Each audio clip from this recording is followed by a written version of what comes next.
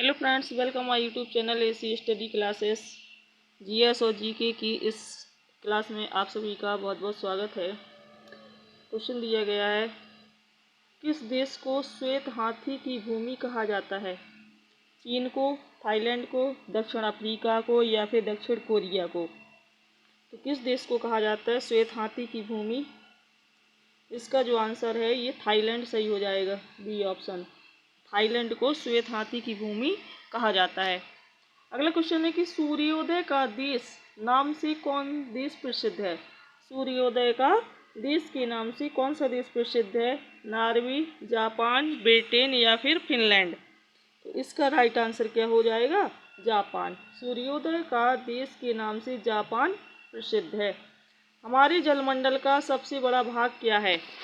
हमारे जलमंडल का सबसे बड़ा भाग क्या है? अटलांटिक महासागर, हिंद महासागर, प्रशांत महासागर या फिर अंटार्कटिक महासागर? तो इसका राइट आंसर हो जाएगा प्रशांत महासागर। जो हमारे जलमंडल का सबसे बड़ा भाग है वो क्या है? प्रशांत महासागर। अगला क्वेश्चन है कि कौन सी शीत धारा है? निम्नलिखित में से कौन सी शीत धारा है?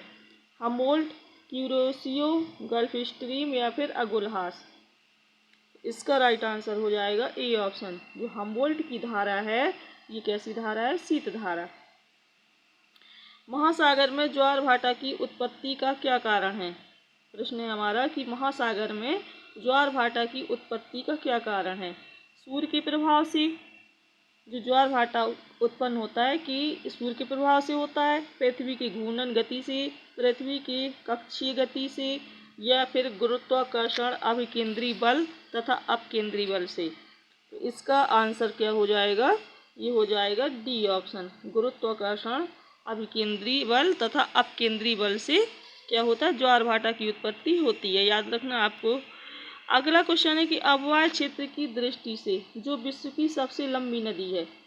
अपवाह क्षेत्र की दृष्टि से जो विश्व की सबसे लंबी नदी है वह क्या है? नील नदी, अमेजन, कांगो या फिर मिसिसिपी, मिसौरी? इसका राइट आंसर हो जाएगा कौन सा? ये हो जाएगा अमेजन नदी। अपवाह क्षेत्र की दृष्टि से विश्व की जो सबसे लंबी नदी है वो है अमेजन नदी, बी ऑप्शन सही हो जाएगा। अगला क्वेश्चन है कि कौन सी नदी भ्रंश घाटी से बहती है? कौन सी नदी है जो कहाँ से बहती है? भ्रंश घाटी से। अमेजन, सिंधु, वोल्गा या फिर राइन? इसका आंसर क्या हो जाएगा सही? ये हो जाएगा राइन नदी। जो राइन नदी है ये भ्रंश घाटी से बहती है, डी ऑप्शन सही हो जाएगा। अगला क्वेश्चन है कि सीन नदी किस नगर से होकर बहती है? जो सीन नदी है ये किस नगर से होकर बहती है? लंदन से, पेरिस से, रोम से या फिर फ्रैंकफर्ट से? इसका राइट आंसर क्या हो जाएगा बताना है आपको। ये हो जाएगा बी ऑप्शन सही। सीन नदी पेरिस से होकर के बहती है। अगला क्वेश्चन है कि विश्व का बृहत्तम डेल्टा निर्मित होता है किससे? जो विश्व का बृहत्तम डेल्टा है ये किससे निर्मित होता है? गंगा ब्रह्मपुत्र के द्वारा, मिसिसिपी मिसौरी द्वारा, यांगत्से क्यांग द्वारा या फिर हांगू द्वारा?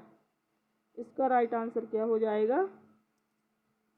इसका जो राइट आंसर है ये बताना है कि ये किसके द्वारा होता है। तो ये है गंगा ब्रह्मपुत्र के द्वारा। विश्व का बृहत्तम डेल्टा गंगा ब्रह्मपुत्र द्वारा निर्मित होता है। अगला क्वेश्चन है कि संसार का सबसे बड़ा द्वीप है कौन सा? संसार का सबसे बड़ा द्वीप कौन सा है? बोर्नियो, ग्रीनलैंड, मेडागास्कर या फिर न्यू गिनी? इसका राइट आंसर हो जाएगा ग्रीनलैंड। जो ग्रीनलैंड है ये संसार का क्या है? सबसे बड़ा द्वीप है। अगला क्वेश्चन है कि विश्व की सबसे बड़ी ताजे पानी की झील है? विश्व की सबसे बड़ी ताजे पानी की झील कौन सी है बताना है। विंडरमियर, विश्व की सबसे बड़ी ताजे पानी की झील विंडरमियर, लाखनिस, लेक बैकाल या फिर लेक सुपीरियर? सबसे बड़ी ताजे पानी की झील कौन सी है? तो ये है डी ऑप्शन। लेक जो सुपीरियर झील है ये क्या है? विश्व की सबसे बड़ी ताजे पानी की झील है। अगला क्वेश्चन है कि क्षेत्रफल और आयतन के आधार पर विश्व की सबसे बड़ी झील बताना है। क्षेत्रफल और आयतन के आधार पर अराल झील, कैस्पियन सागर, बैकाल झील या फिर मिशिगन झील? इसका राइट आंसर क्या हो जाएगा? ये हो जाएगा कैस्पियन सागर। जो कैस्पियन सागर है ये क्षेत्रफल और आयतन के आधार पर विश्व की क्या है, सबसे बड़ी झील है।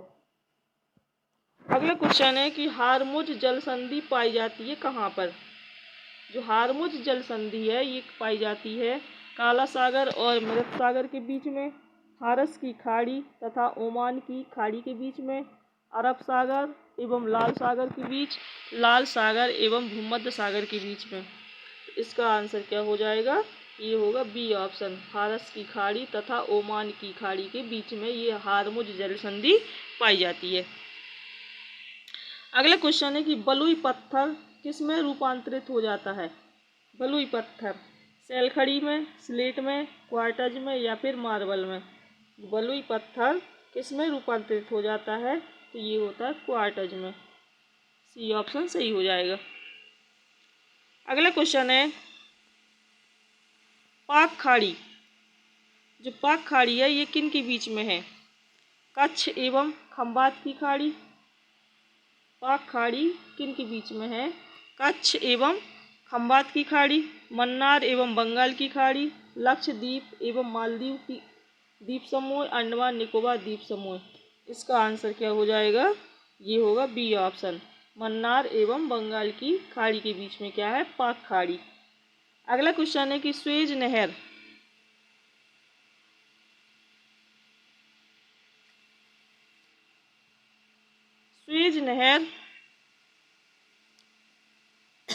किन दो सागरों को आपस में क्या करती है, जोड़ती है। स्वेज नहर किन दो सागरों को आपस में जोड़ती है, काला सागर, लाल सागर, काला सागर, भूमध्य सागर, लाल सागर या भूमध्य सागर, काला सागर या फिर स्वेज की खाड़ी, किन दो सागरों को आपस में जोड़ती है। इसका राइट आंसर क्या हो जाएगा, लाल सागर और भूमध्य सागर को जो स्वेज नहर क्या करती है, आपस में जोड़ती है। अगला क्वेश्चन है कि कोरल रीफ या फिर जीवाश्म पट्टी ये कहाँ पाई जाती है।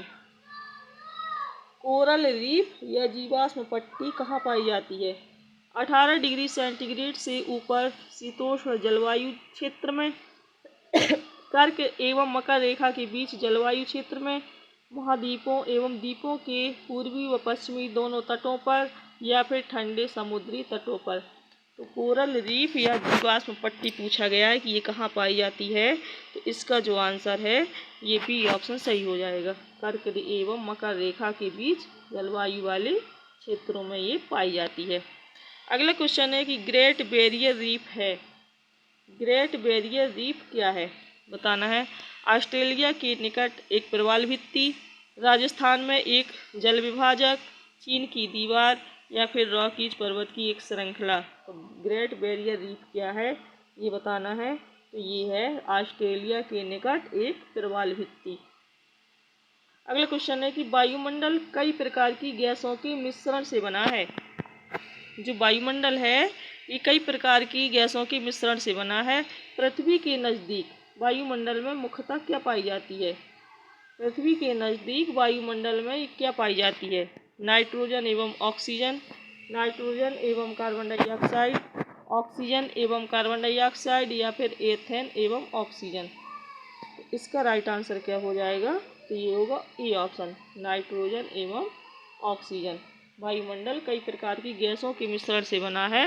पृथ्वी के नज़दीक वायुमंडल में सबसे ज़्यादा क्या पाई जाती है, नाइट्रोजन एवं ऑक्सीजन।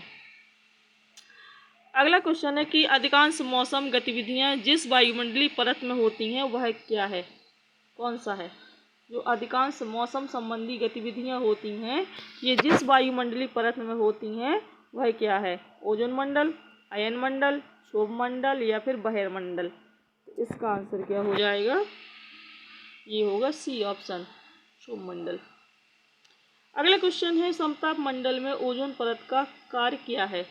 समताप मंडल में ओजोन परत का कार्य क्या है, भूमंडलीय ताप को स्थिर रखना, भूकंपों की आवृत्ति को घटाना, मानसूनों की विफलता से बचाना या फिर भूतल पर पराबैंगनी विकिरणपात को थामना। इसका राइट आंसर क्या हो जाएगा बताना है, तो ये होगा डी ऑप्शन, भूतल पर पराबैंगनी विकिरणपात को थामना। अगला क्वेश्चन है कि साफ रात मेघी रातों की अपेक्षा अधिक ठंडी क्यों होती है। जो साफ रात होती है ये मेघीय रातों की अपेक्षा अधिक ठंडी होती है, किस कारण? बताना है। संघनन के कारण, विकिरण के कारण, आपतन के कारण या फिर चालन के कारण। तो इसका आंसर क्या हो जाएगा? ये हो जाएगा विकिरण के कारण। विकिरण के कारण क्या होता है? साफ रात मेघी रातों की अपेक्षा ठंडी होती है। अगला क्वेश्चन है कि निम्नलिखित में से कौन सा बादल अत्यधिक तीव्र वर्षा के लिए उत्तरदायी होता है? कौन सा बादल है जो अत्यधिक तीव्र वर्षा के लिए क्या होता है? उत्तरदायी। कपासी वर्षा, वर्षा स्तरी या फिर पक्षाव स्तरी। इसका राइट आंसर हो जाएगा वर्षा स्तरी। अगला क्वेश्चन है कि रोअरिंग फोर्टीज शब्द प्रयुक्त होता है इसके लिए। सशक्त समुद्री हवाएं 40 डिग्री से 60 डिग्री दक्षिणांश के मध्य, सशक्त समुद्री ज्वार तरंगें 40 डिग्री से 60 डिग्री दक्षिणांश के मध्य में, तूफानी आवाज़ें 40 डिग्री से 60 डिग्री दक्षिणांश के मध्य, या फिर समुद्र में ज्वालामुखी विस्फोटों की ऊंची आवाज़ें 40 डिग्री से 60 डिग्री दक्षिणांशों के मध्य। इसका जो राइट आंसर है ये हो जाएगा ए ऑप्शन, सशक्त समुद्री हवाएं 40 डिग्री से 60 डिग्री दक्षिणांश के मध्य में।